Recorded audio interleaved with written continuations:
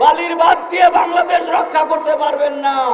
বাংলাদেশ রক্ষা করতে হলে ইসলামী ব্যাংক রক্ষা করতে হবে, অর্থনীতি রক্ষা করতে হবে, তবেই বাংলাদেশ বাঁচবে।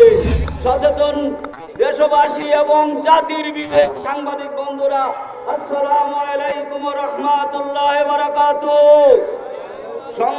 সংগ্রামী ছাত্র জনতা এবং জাতির বিবেক সাংবাদিক বন্ধুগণ, আপনারা আজকে আমরা এখানে কেন সমবেত হয়েছি আপনারা জানেন। এই কথা বারবার দিতে লাগে। আপনারা জানেন কিভাবে ইসলামী ব্যাংক আজকে দখল হতে চলেছে। 2017 সালে যেমন রাতের আধারে ডিজিএফ এর মাধ্যমে ইসলামী ব্যাংক দখল করে নিয়ে 1 লক্ষ কোটি টাকা পাচার করে নিয়েছে সেই ফ্যাসিবাদী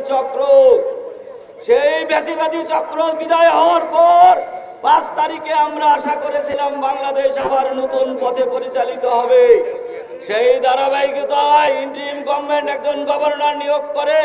সেই গভর্নর সাহেব অত্যন্ত সুন্দরভাবে যখন ব্যাংকিং খাতটাকে শুরু করে দিল, ঠিক সেই মুহূর্তে 12 তারিখের পরে, ঠিক সেই মুহূর্তে 12 তারিখের ইলেকশনের পরে এই সরকারের ঘাড়ে সোয়ার হইল আধিপত্যবাদের দোসরদের ভূত। আধিপত্যবাদকে সন্তুষ্ট করার জন্য এই সরকার সর্বপ্রথম যে ভুলটা করলেন, ওনারা বাংলাদেশ ব্যাংকের গভর্নর হিসাবে নিয়োগ দিলেন একজন গার্মেন্টস ব্যবসায়ী, বিতর্কিত ঋণ খেলাপি একজন ব্যক্তিকে, তাকে বাংলাদেশ ব্যাংকের গভর্নর নিয়োগ করলেন। আর এই গভর্নর সাহেব আধিপত্যবাদের দোসরদের এজেন্ডা বাস্তবায়নের জন্য সর্বপ্রথম উনি কি করলেন, ইসলামী ব্যাংকের সফল এমডি ফারুক খানকে অপসারিত করলেন। ফারুক খানের অপসারণের পর থেকে আমরা রাজপথে নেমেছি, আন্দোলন করতেছি। আমাদের চাপের মুখে তৎকালীন চেয়ারম্যান সাহেব বিদায় নিলেন।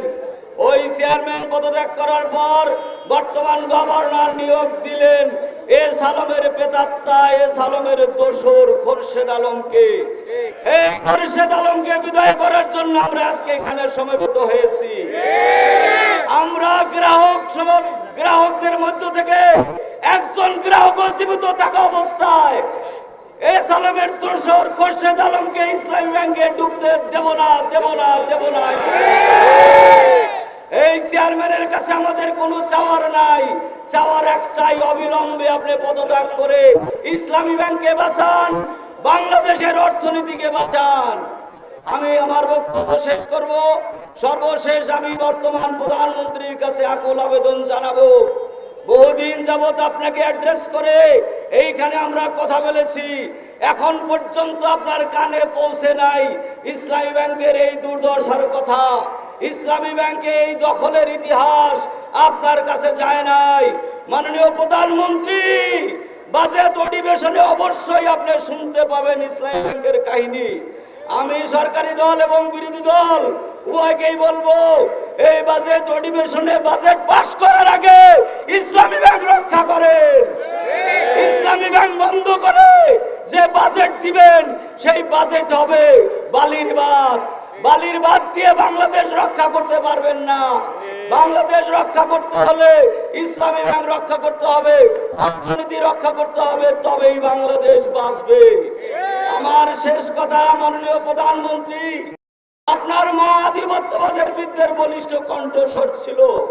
তাদের রক্ত বুকে শরীরে বয়ে বেড়ানো মানুষটা আপনি ভারতের এজেন্ডা বাস্তবায়ন না করে অবিলম্বে আপনার অর্থনীতি রক্ষা করার জন্য 1-2 দিনের মধ্যে বাজেট অধিবেশনে আপনি ঘোষণা দিবেন ইসলামী ব্যাংকের এই চেয়ারম্যান বিতাড়িত হবে। ইসলামী ব্যাংকের চেয়ারম্যান বিতাড়িত না হলে আমরা আরো বৃহত্তর কর্মসূচি নিয়ে আসব। আমরা এমন কর্মসূচি যেন দিতে বাধ্য না হই যে কর্মসূচি সরকার পতনের দিকে না যায়। আমরা আপনার পতন চাই না, আপনি রাষ্ট্র পরিচালনা করেন, কিন্তু কারের এজেন্ডা বাস্তবায়ন করে রাষ্ট্র পরিচালনা করবেন না আশা করি। ধন্যবাদ। আল্লাহ হাফেজ। আসসালামু আলাইকুম। গভর্নর সাহেব, আপনাকে আমরা 24 ঘন্টার সময় বেঁধে দিলাম। এই 24 ঘন্টার মধ্যে যদি ফ্যাসিস্টের দোসর খুরশিদ আলমকে আপনি অপসারণ না করেন, ইসলামী ব্যাংকের গ্রাহক ফোরাম বাংলাদেশ ব্যাংকের গভর্নরকে পরিবর্তনের জন্য আন্দোলনে নামবে। আমরা বাংলাদেশ ব্যাংক থেকে ফ্যাসিস্টের দোসর ডক্টর মুস্তাকুর রহমান এবং আরিফ হোসেন খানকে নামাবো ইনশাআল্লাহ। সম্মানিত উপস্থিতি, এ পর্যায়ে আমাদের সম্মুখে বক্তব্য রাখবেন ইসলামী ব্যাংকের সম্মানিত গ্রাহক জনাব শামীম হাসনাইন। বক্তব্য রাখছেন জনাব শামীম হাসনাইন।